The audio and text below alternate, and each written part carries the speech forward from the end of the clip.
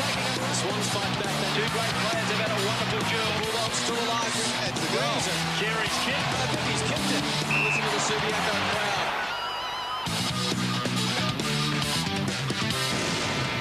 It's round 9, and the war of words between the Bombers and Power continued at the Telstra Dome. Bodies were on the line, but Roger James was happy to let his feet do the talking. Roger James! Does it beautifully! The stars came out to shine on Saturday night. There were sports stars, movie stars, stars of today and stars of yesterday, one of whom was close to the hearts and minds of the Magpies. Late to get his hand back, Lee Shaw in Bobby Rose's number, drills it! Meanwhile, the Cats met the Hawks in a game neither could afford to lose. By stealth, the Cats going forward. Stephen King goes for home. The captain goes for home and gets there. Yes, there was always going to be plenty to look forward to in round 9. Several games vying for match of the round honours, and all of them carrying significant meaning as we approach the midpoint of the season. Welcome to the Winners. Good to have you with us for our 60-minute journey through the best of the highlights. The round beginning at the Telstra Dome on Friday night. Essendon against Port Adelaide. Two teams with plenty of big names sitting on the sidelines. Hurd, Lloyd, Fletcher and Barnard missing for the Bombers, while Primus, Corns, Dew and Franco were absent for Port. Both teams, however, were full of confidence coming off big wins in round 8. Here are the highlights. Stevens, Burgoyne, Peter has a bounce on the wing, running towards half-forward, penetrating kick inside the 50, set up for Treadway. 8 goals this season, this time last season, he booted 16. He's got 9 now. Looks towards the middle. He'll kick this one down towards centre half-forward. Stevens couldn't get a hand on it. Alessio did well, released it just in the nick of time. Solomon got it from Bullen, kicks inside the 50. At the back, Richards. That's pretty casual, but it's okay. Peter Burgoyne, handball's back. Here's Josh Carr again. Beautiful kick to the forward pocket. Just picked his man out. Brogan's got it. He handballs over the top. Putting close to the boundary line, but Sean Burgoyne's got all the pace and he kicks a beautiful goal and Port are back in front. Bullen runs to half forward, decides to go long. Richards has to beat 2. He's got the sit here and he's got the mark. Ted Richards takes the mark 15 metres out by the time he takes his kick directly in front. The kick is on its way. He's got 2 goals tonight. A tick under now. And he goes for distance. Sets it up high. Treadway is lurking. Wants the front position. Oh, that's far too easy. Going at his second goal, and more importantly, a 17-point lead, and he's got it. He's on the deck on the 50. Carr, meantime, from 60. Lines up, Brogan in position A. Juggled it. Pickett. His third. The ball got turned over at half-back. We'll only be 30 metres in front of him. Centering kick from Mark Johnson. Hill just timed his leap. Chance for Peverill. Lucas across the body. Good effort. Goal badly needed. Still time for the Bombers. Massetti. Whoops. There's still time for Port. Throwing it over the top. Open goal for Treadway. He has the bounce. And then kicks the goal. Well, he made it hard, but he kicked his third. There's the bounce 25 metres out. McGrath snaps and gets the goal. By Sheehan, and there they go again. This time it's James who kicks up to full forward. They've got all the numbers here. Oh boy, Burgoyne to Brogan. Massacre coming up. He kicks his second. Did not have to break stride. Now he's going to go long. That's 1-on-1. Lade is the man for Port Adelaide. Bit of pushing and shoving. Well done from Jacobs. Here's Roger James. Does it beautifully. Kingsley under pressure from Solomon. Now Welsh gets the handball going. Bombers starting to lift. A chance for Ted Richards. Needs to do something here. McGrath! In comes Richard. McGrath kicks the goal. Burgoyne dragged for giving that free away for abuse. Hill got the tap. Smoke and Joe. A captain's goal required and he delivers. Still crafty as the Telstra Dome comes alive for the first time tonight. That comes Cockatoo Collins and does it beautifully, but he falls over. Pebble got in his back. Free kick. Oh! Touch the face. 50 metres against Solomon. He has indeed, because he had the 50-metre line. It's a bit heavy just off the ball as Cockatoo Collins kicks his second. Wanganeen sets it up. Alessio gets back. Brogan got it off to Treadway. He's kicked 4 tonight, and Treadway has kicked an absolute freak goal around the corner and gets his fifth. 60 metres out, pulls it back, lovely kick. Wanganeen going back in his pace. Well played by Rioli to knock it away. Hand pass from Wanganeen to Brogan. Racing through James. How will it bounce? Cockatoo Collins. Brilliant gather, wonderful goal. Essendon tumble out of the top 8 as Port win for the 6th time in their last 7 starts. A 50-point blowout in the end, although the margin was just 15 early in that last quarter until that 50-metre penalty against Dean Solomon. That was significant. The lead had changed hands 6 times early on. Port claimed it for good midway in the second term. 29 points up at half-time. They saw off the Bomber challenge with an 8-goal-4 final term. 23 goals 8 to 14-12 the final. Warren Treadray simply outstanding. 7 goals 1.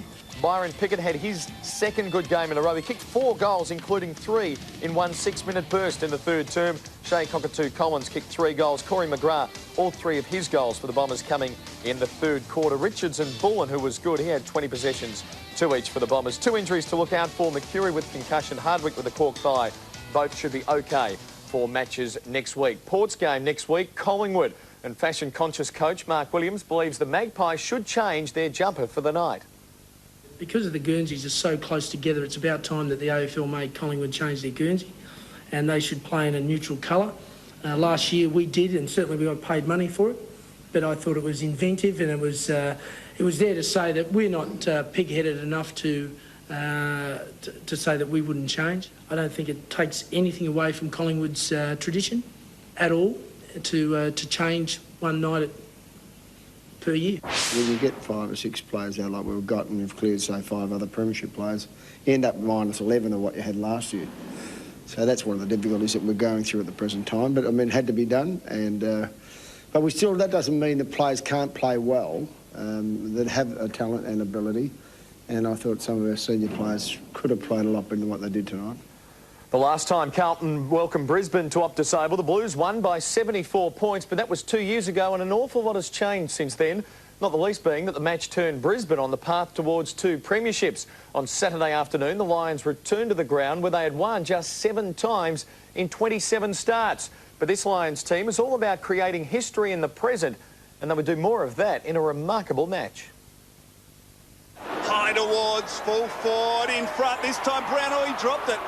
Great opportunity there. Was McRae pushed in the back? No. Chance for power. Brown. Handball out wide. Johnson. What's he doing there? Kicks the opening goal of the match. Now a chance for Carosella. High towards half forward. McKernan in front. Was he pushed out? No. Chance for Brown at the back. Runs to 30 and kicks it. Play on. Carlton fans wanted holding the man. Good decision not to pay it. Hickmott, first man to his feet. Had them floating past. Brett Ratton off the left. The Blues are in front. But he was able to bring in Hickmott into the game. He's got a man breaking at half forward. Will it sit for him? It's Jared Waite. He's had a great start to the game. Will his luck and his form continue? Yes, it will. He zeroes in on goal. Lappin. They're all pushing to the right. Oh, Munger will have a kick, but it might be okay. Beaumont, McKernan. Corey McKernan. Standing start. Outstanding finish. Come on with a bit of aggression, straight into Barnaby French. Pike gets them forward. Carosella waiting. Good double-fisted spoil, but Sean Hart finally provides an avenue to goal for the Lions. He scoots away from Spawn, backed himself, but his handball wasn't great. Gave Spawn a fighting chance. Low kick up to the 50 is all right. Martin Pike unloads and unloads in fantastic fashion, and the Lions have got the last 3. He's playing some very good football at the moment. Blake Carosella, loose player at half forward is power. Eventually it gets to him. Couple of steps from 45, kicks it goalward, and he kicks it. Brisbane in front. That match completely.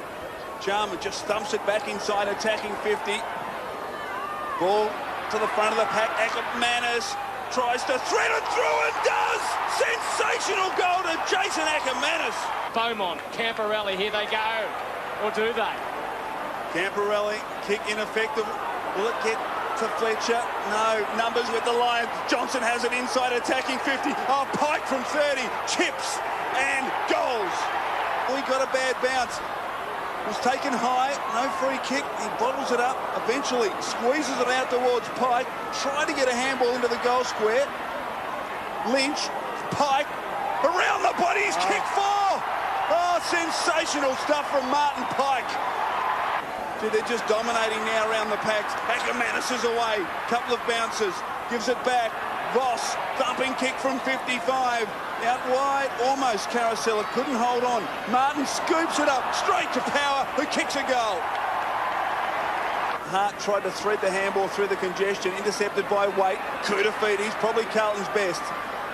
Long towards half-forward, McKernan in front, he's tried hard and he marks. Norman drops back, there's a Carlton player down at Beaumont.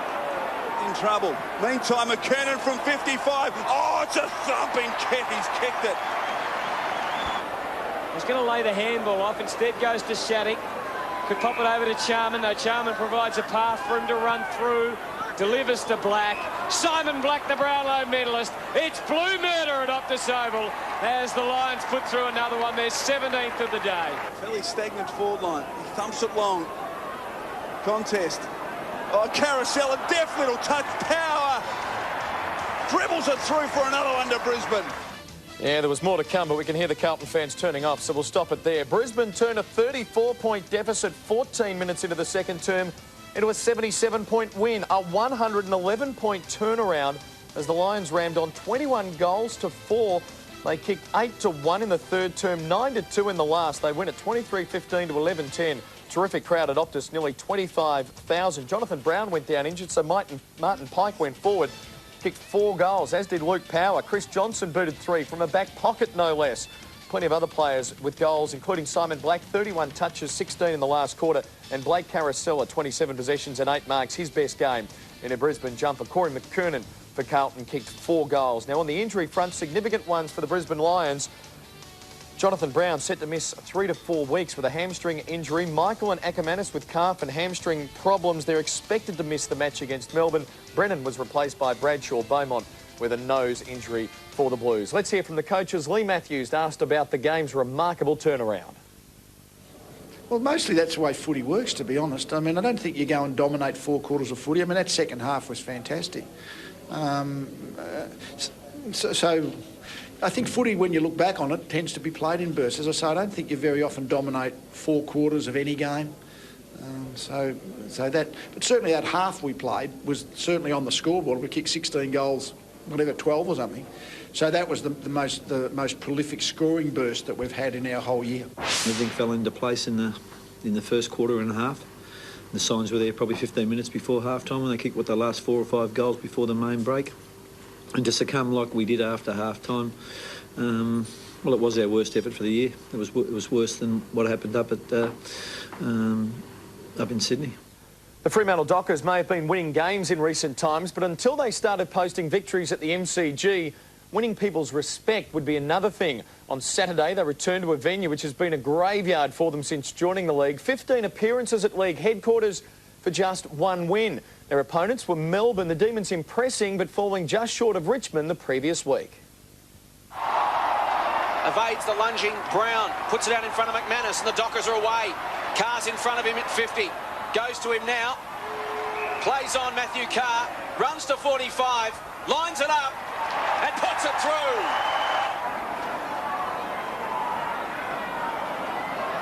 What was that? A look-away kick to Clive Waterhouse. It might come off. And Coop stands and delivers. Kicks a big bomb and kicks a goal. Looks like Clint Bizzle's gone the centre forward for Melbourne. Early going second term. Bell through the traffic to Hazelby. To half forward. The mark taken by Crow. He's kicked 7 goals, 11 this season. He can make it 8. Another goal to the Dockers. Finds Brown through the centre square. Neitz has to be the target. Goes to ground. He's got 3 against 1. Robinson closes quickly. Shuffled the ball out. Neitz. Quick snap. Kicks a goal. In defence, so's Hadrill.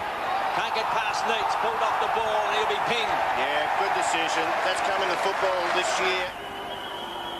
David Neitz going for his 3rd goal. Tight angle. Needs a great kick. That is a great goal. David Neitz, take a bow. Dockers bench, they're still working heavily on an ankle injury to Pavlich.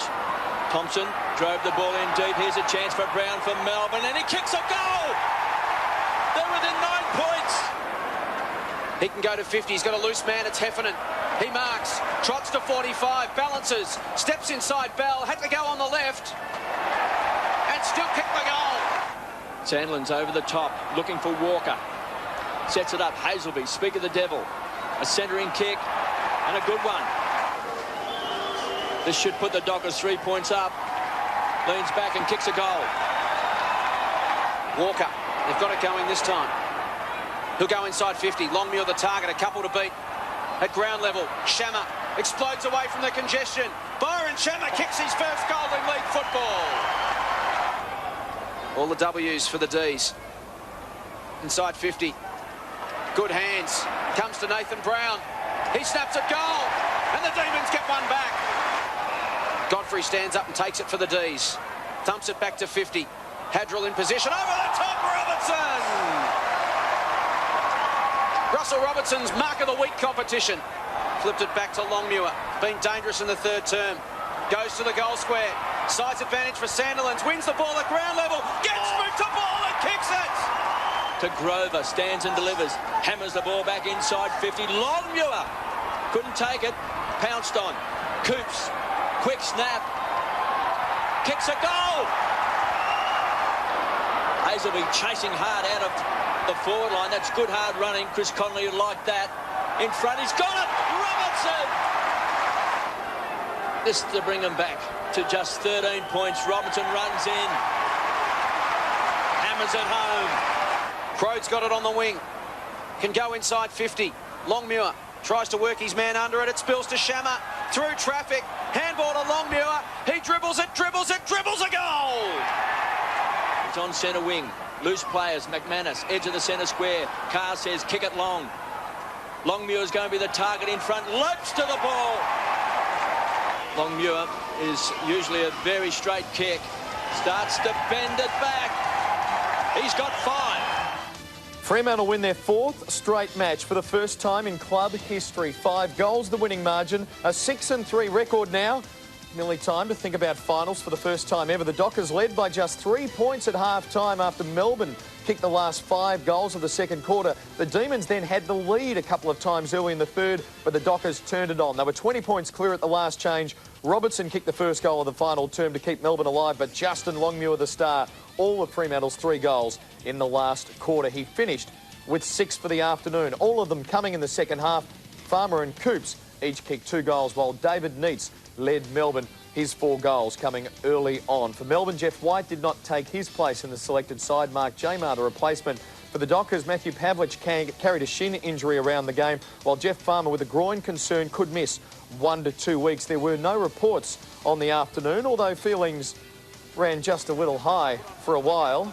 Demons captain David Neitz involved in a good old push and shove after the siren had sounded to signal three-quarter time. Russell Robertson said, "Hey, Nita, want a drink?" Guess not then.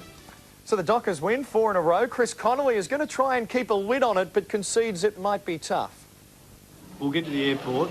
There'll be 200 people there. They'll be singing. They're passionate and they're desperate for success, the Fremantle supporters. And it's a very different experience standing waiting for your luggage at the airport with 200 people behind you singing the Fremantle theme song. And, you know, I go up to them and say, look, thanks for keeping a lid on it, but they want to let it out, so what do? We just got to make sure the playing group understand where we're at and move forward. Down back. We just need one big tall fella there to stop, you know, a Stafford or stop a Justin Longmuir dominating the game.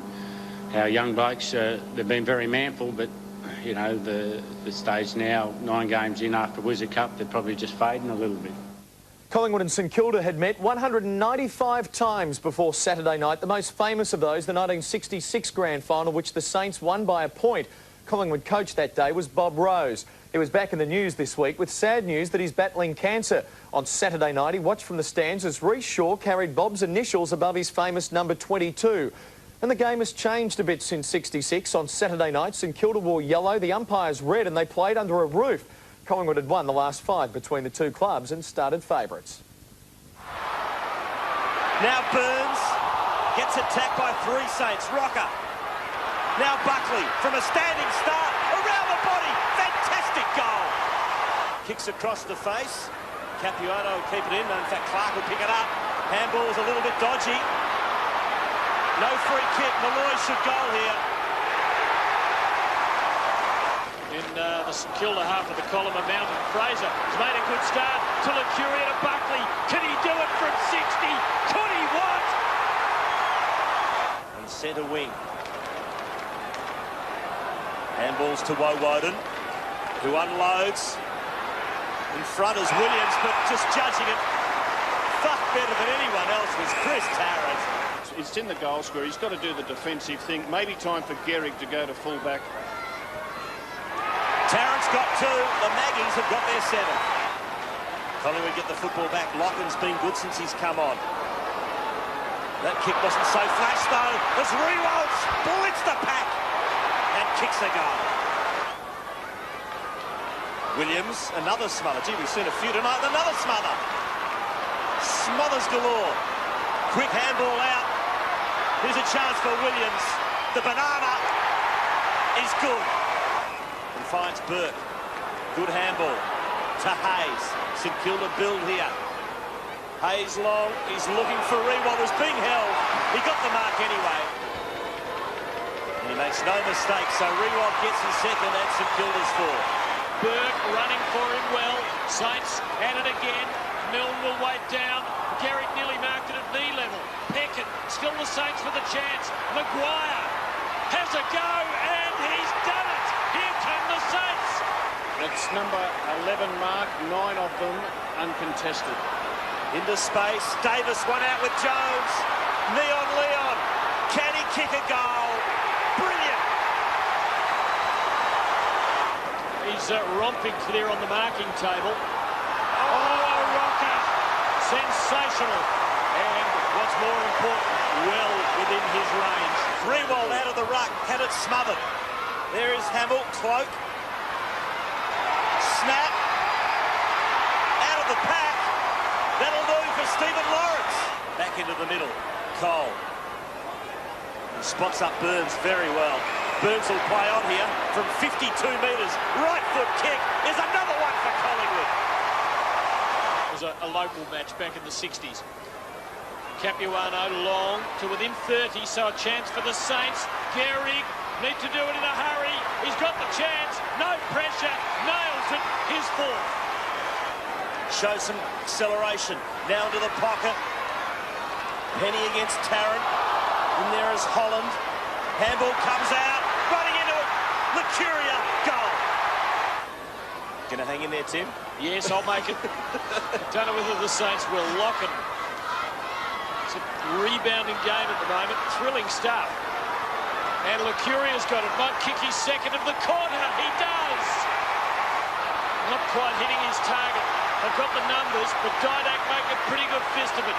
Penny sweeping it to Jones. Late to get his hand pass. Reece Shaw in Bobby Rose's number. Drills it. The icing on the cake.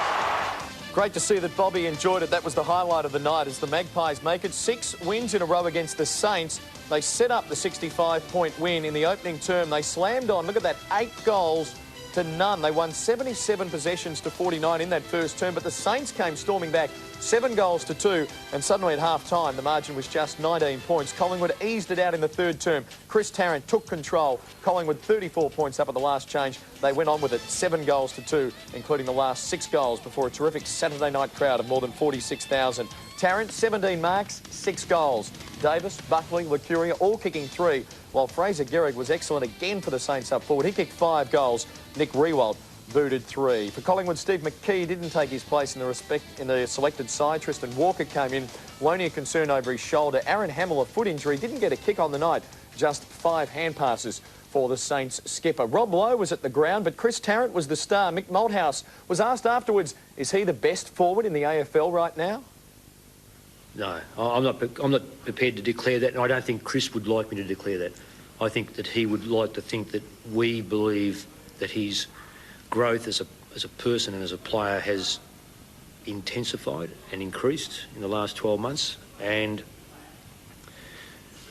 he's always been, I believe, one of the best team players that I've seen play on the forward line.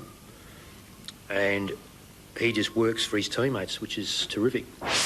After kicking 6 behinds and they were 3-3 and we just dropped our bundle and they opened up a good break at quarter time. I mean, to the guys' credit, I thought they played a terrific second quarter. I had a serious crack at them and thought they responded very well, but couldn't sustain it. The Saints slipped to 4-5. They play the Hawks next week. That's half-time here on The Winners. After the break, we'll take in a big one at Subiaco between the Tigers and the Eagles, plus all of Sunday's AFL action. Stay with us.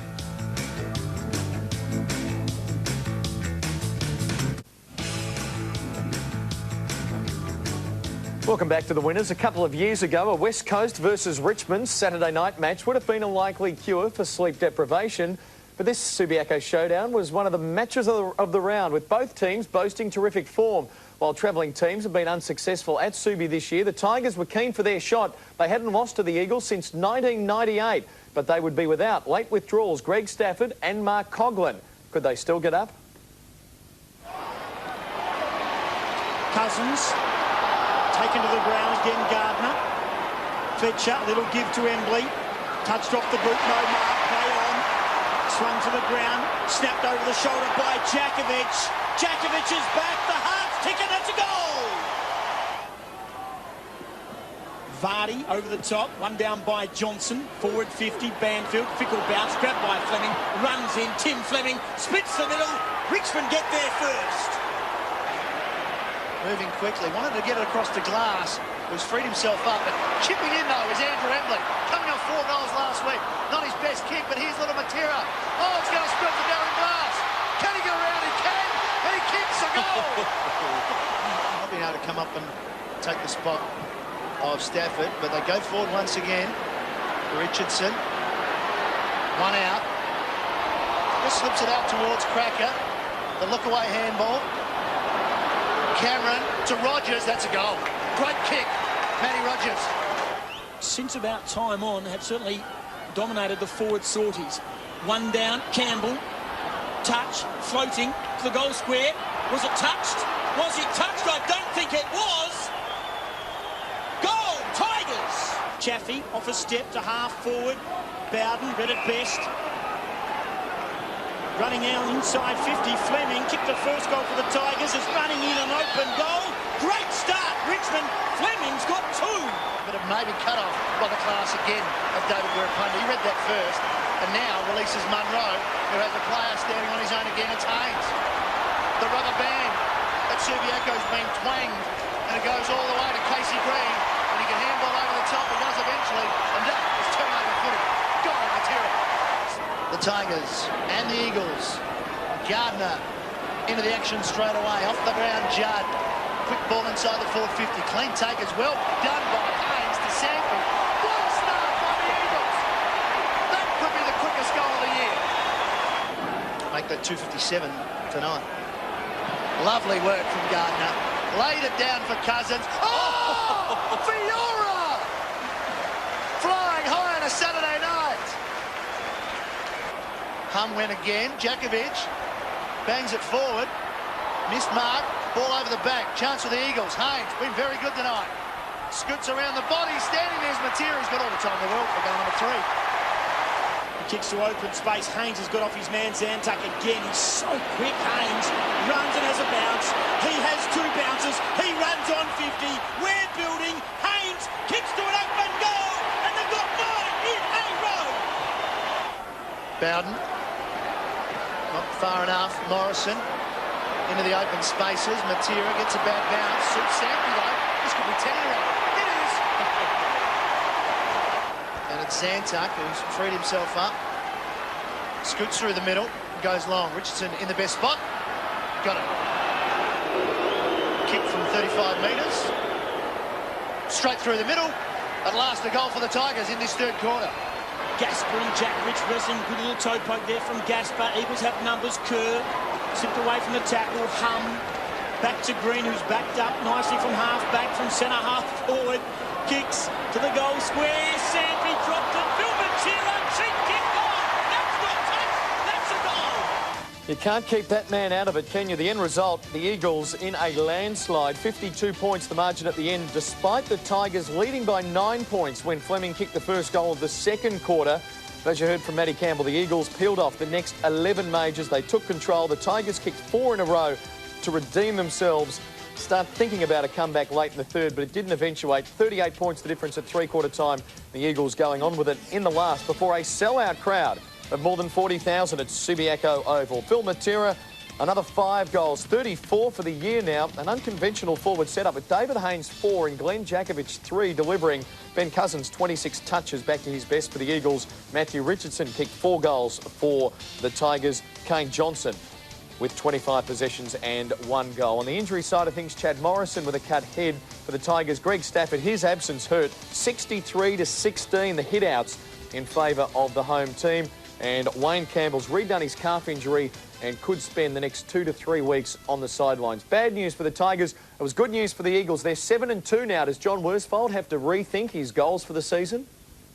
This week I was just extremely nervous about playing, another side that was in really good form. And if we had to drop this game, we're right back in the pack again. You end up being in the mix of teams that only need to win 1 or 2 more games, draw equal with you or go ahead of you. So we're still in that boat. We haven't got a big enough gap on enough sides in the competition to think we're going well enough. But on current form, I'm wrapped where we're sitting. But as we know, it only gets tougher. We went in with 22 guys. We knew we were going to be a little bit hamstrung. We've been able to fabricate a few wins, and tonight we were exposed in the height. And you can't do much about that when you haven't got too much tools to call on. But it's not an excuse; it's just a fact. The Governor-General's resignation wasn't the only story to emerge from Canberra on Sunday. A record crowd of nearly 14,000 turned out at Manuka Oval to see AFL footy return to the nation's capital. The Kangaroos have made the ground their second home, winning 5 of 7 matches for premiership points before this round's clash with Sydney. The Swans, though, had been in good form of late, were searching for a 5th straight win. Wobbly ball along the wing ball. Beautiful play. Sold the dummy.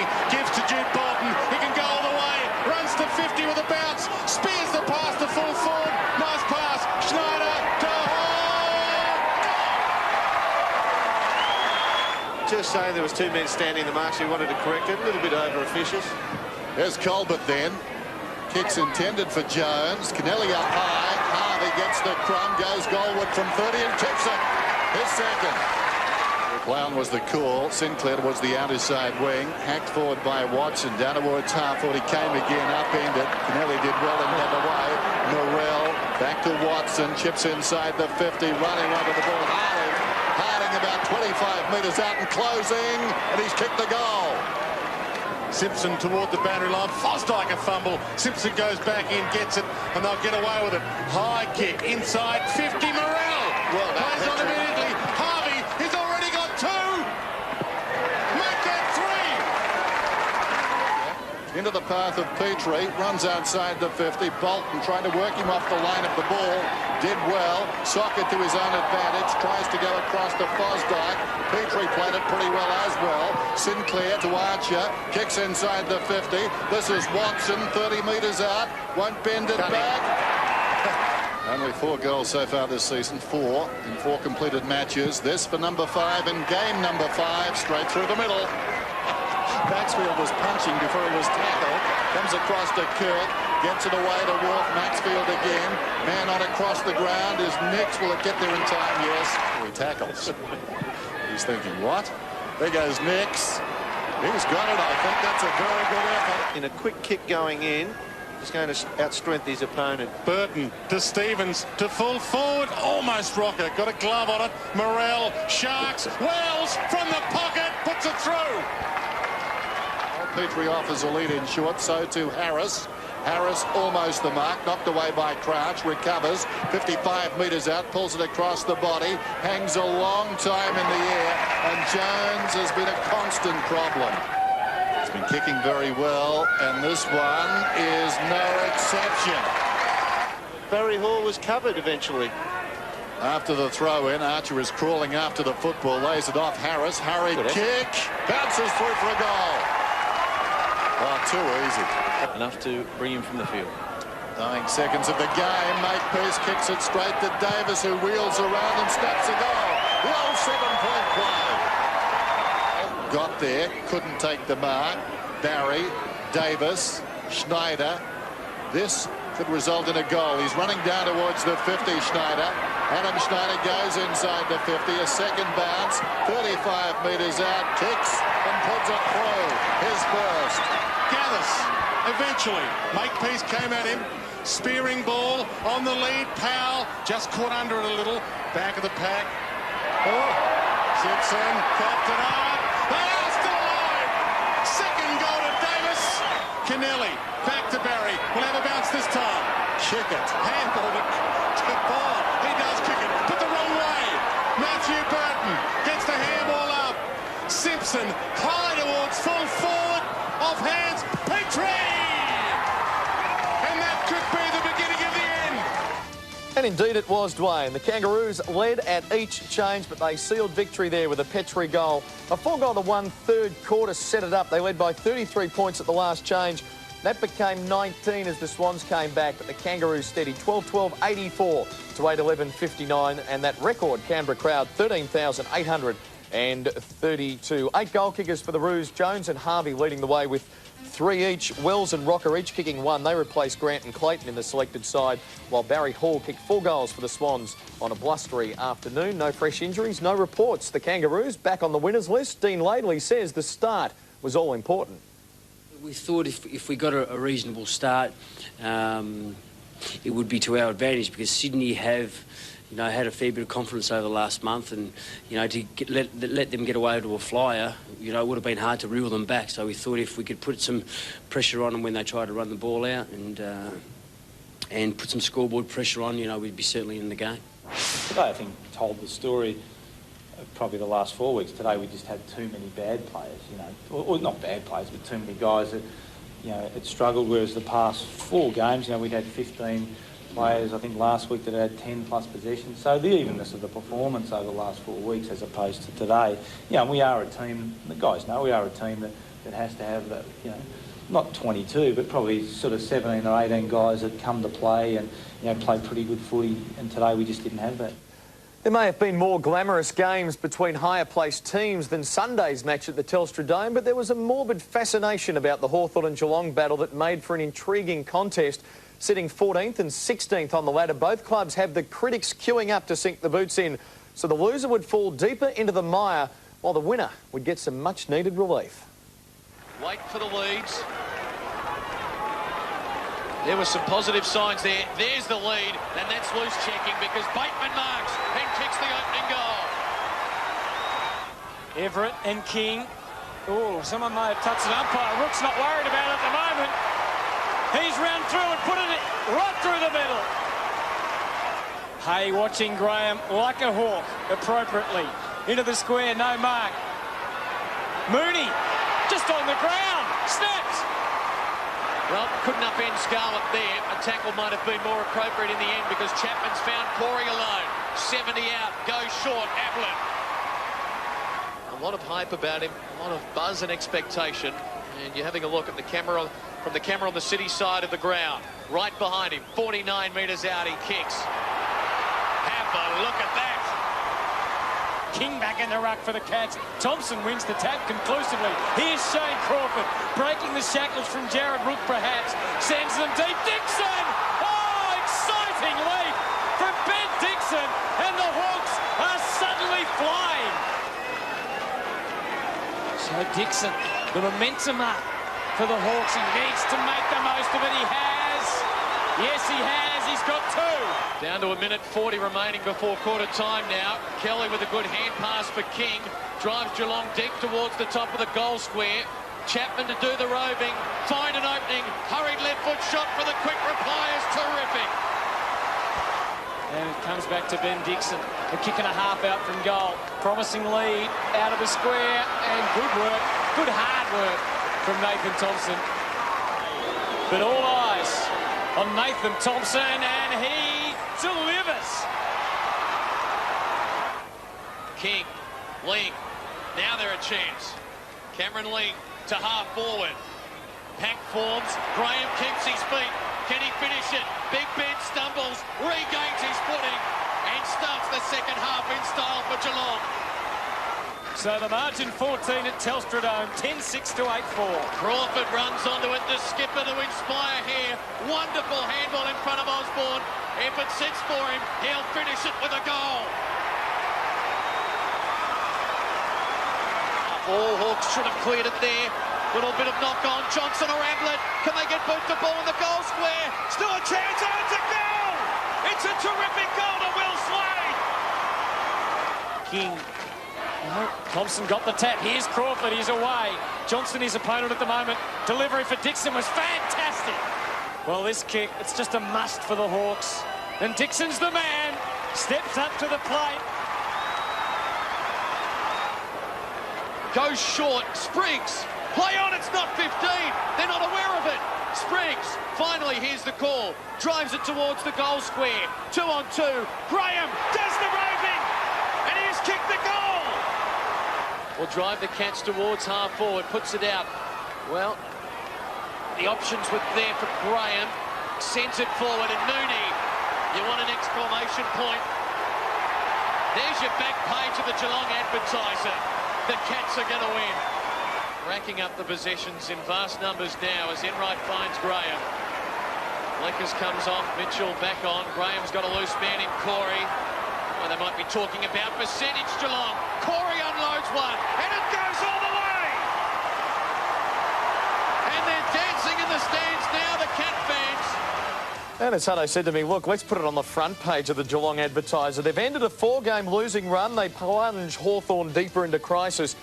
34 points, the winning margin, 16 goals, 13 to 11 goals, 9. It was close to three-quarter time, 17 points the difference at that stage. We expected a Hawthorn fight back, but it was the Cats who closed it out, 4-4 to 1-5 in the final term. Hawthorn's inaccuracy certainly hurting them. Plenty of players with 2 goals each for the Cats. Chapman, Ablett, Riccardi, Graham, McCarthy and Mooney. Rook was terrific on Shane Crawford. He kicked 1 goal, while Joel Corey won plenty of the ball, also kicking a goal for the Cats. Ben Dixon went forward this week for the Hawks, and he was excellent. He kicked 4 goals. To the coaches now, and a relieved Mark Thompson.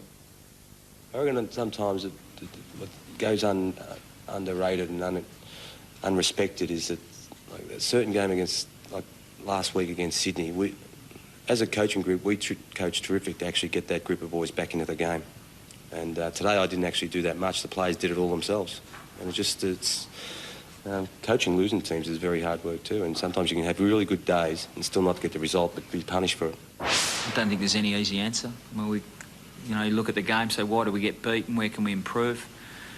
All I've said to the players is we'll keep looking at what's the best possible structure we can get, what's going to be the most competitive, potent Hawthorn team at the moment, and just go with it and stay positive, keep training well.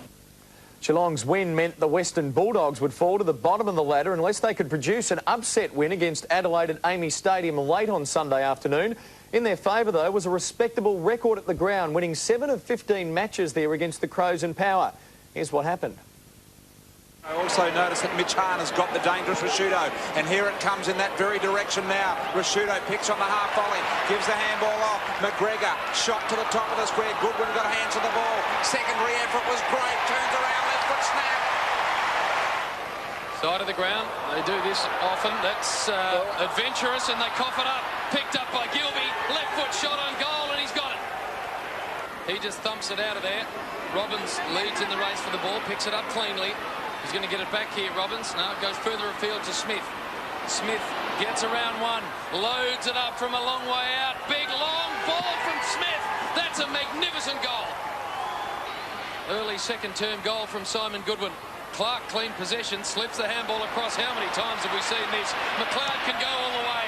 Loads up with a big, long ball and gets the job done.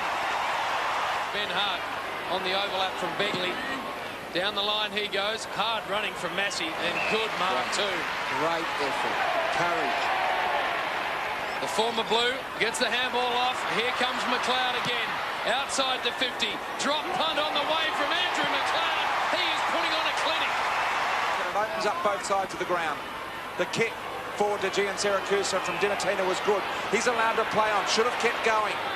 lacked a little confidence there. Johnson does. He said, I'll go for home if you won't, and he nails it. Bulldogs have kicked 4 in the second quarter. It is the Western Bulldogs by 4 points, and they're into attack with a Scott West clearance. Crowell hovering. Harris, Johnson and West all combining. Kick over the head of the Brown. It needs a good bounce.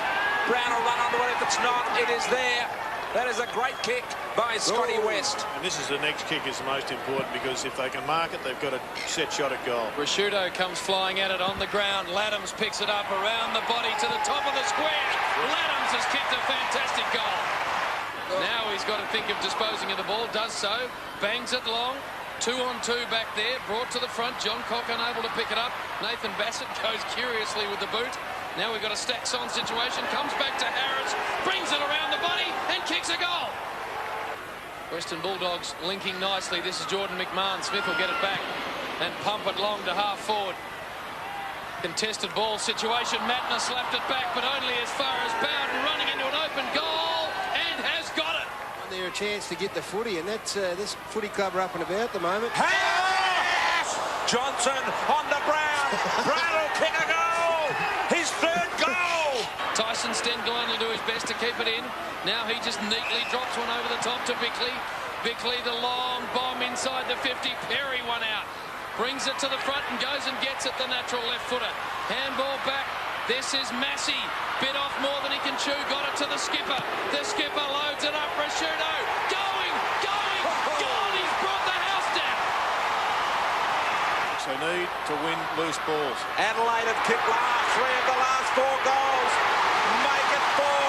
Goodwin has kicked his 4th goal. 3-point advantage for the Bulldogs. I told you, you're going to have to lose your head off your shoulders to get a free kick. 7.5 minutes remaining. Brown's got on the ball. McLeod comes in, picks up the ball. Shot on goal to put the Crows in front. Shut the gate. They are there. Smith just bangs it out of there. Bickley's got it. High one inside the 50. Coming at it. Tawney! Oh, that's a big grab. Set shot inside the 50. Jason Tawney got it. Yeah, there was a lot of action happening at that end of the ground in the last quarter. Gary Ayres put the acid on his boys at 3-quarter time, and did they deliver or what? 7 goals, 3 to 1 goal in the last quarter, winning 16-13, 109 to 14-9, 93. The Bulldogs led at every change except the one that mattered. They were 23 points up with 1 quarter remaining. But the Crows kicked the last 6 goals of the game. Andrew McLeod there, putting them ahead for good. Terrific crowd at Amy Stadium, 44,342. Goodwin and Rashudo started in the goal square for Adelaide. They're still down on tall forwards through injury. Goodwin finishing with 4 goals, Rashudo 3, McLeod bobbing up with that one late, kicking 3 goals. Nathan Brown back to some form for the Bulldogs, 4 goals. So a come-from-behind win, it always makes a coach happy. Here's Gary Ayres. Well, it was important to get back in the black, there's no doubt about that, because I think we've been up for a really long time as far as the style of footy that we've been playing, and our effort and our spirit and the competitiveness. And come from behind wins always, to me, mean just that little bit more, because you might sort of say to yourself it's a bit beyond you and you can get close, but then you actually don't go on with it. And I thought, again, the way the guys played in that last couple of minutes was smart. In the end today, run out of a bit of run in the middle of the ground. There's no doubt we probably put a bit too much emphasis on our key midfield runners. I think that Darcy, was always going to be vulnerable in the ruck. We used Bruton a little bit today to give him a bit of a break, but it's a big ask for Darcy to ruck against 2 pretty good quality opposition tap ruckmen. Now the win means the Adelaide Crows are one of 3 clubs with 5 wins and 4 losses as we check the AFL ladder after round 9. Brisbane still leading the way. That draw against the Kangaroos putting them 2 points clear of the Eagles, who are 7-2 and have won 5 in a row. Port Adelaide, Fremantle, Richmond at 6-3. Then Adelaide, Sydney and Collingwood inside the 8. Outside the 8 by half a game, the Kangaroos with that draw against the Lions. It keeps them ahead of Essendon and St Kilda, those 2 clubs at 4 and 5. 3 at 3 and 6, Melbourne, Hawthorn and Carlton, currently 2 wins outside of the 8. Then it goes down to Geelong with their 2nd win of the year, and the Bulldogs with 1 win to this point, but another honourable loss. Time now for our play and goal of the round for round 9 as judged by the Fox Footy Channel experts. The play of the round comes from Collingwood. How's this for a set of clearance? Fraser, Licuria, Buckley, good night. Fraser has made a good start to Licuria to Buckley. Can he do it from 60? Could he? What? And the goal of the round comes from Powers Roger James. No hands required. Bit of pushing and shoving. Well done from Jacobs. Here's Roger James. Does it beautifully. Kicks the miraculous goal. Well, Beckham's out for a few weeks. Let's call Roger. Great goal. Speaking of which, the Coleman medal. The race looks like this. Joint leaders now. David Neitz and Phil Matera, each with 34 goals. They're 7 clear of Sean Burgoyne, who kicked a couple for the Power. Chris Tarrant in the frame with Matthew Lloyd, both on 26. Neither of those, Matthew Lloyd not playing on the weekend. Should be back next week for the Bombers. As for the mark of the week, well, you've got 3 to choose from in our winners competition. Fox Footy Channel and Nissan are giving you the chance to win a fantastic new 1.8 litre Nissan Pulsar with the Fox Footy 2003 Mark of the Year competition. This great prize includes on-road costs, car registration and delivery. There's also a season 2004 Fox Footy Channel subscription to be won each week. Fox Footy Channel's panel of experts will select 3 marks from the latest round of AFL. To enter, simply decide which mark you think is the best and SMS on 0427 662 442 or email moty@foxfooty.com.au. Each week's entries will automatically go into the draw to win the 1.8 litre Nissan Pulsar. The more times you enter, the more chances you have of winning. If the mark you selected matches the mark of the week selected by Fox Footy Channel's panel, you'll also go into the draw to win a season 2004 Fox Footy Channel subscription for your household. So here we go with this week's nominees. Mark A. Lovely work from Gardner. Laid it down for Cousins. Oh! Fiora! Flying high on a Saturday night. Mark B. Bickley's got it. High one inside the 50.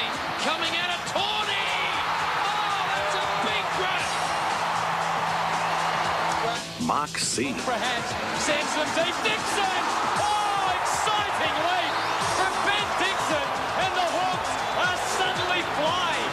SMS on 0427 662 442 or email moty@foxfooty.com.au with your selected mark, A, B or C. If entering by SMS, you must include your full name and email address. If entering by email, you must include your full name and a contact phone number. Voting closes 6 a.m. each Thursday, and the weekly winner will be announced on Fox League Teams on Thursday night. The winner of the 1.8 litre Nissan Pulsar will be drawn on the 29th of September 2003, and their name will be announced during On the Couch that evening.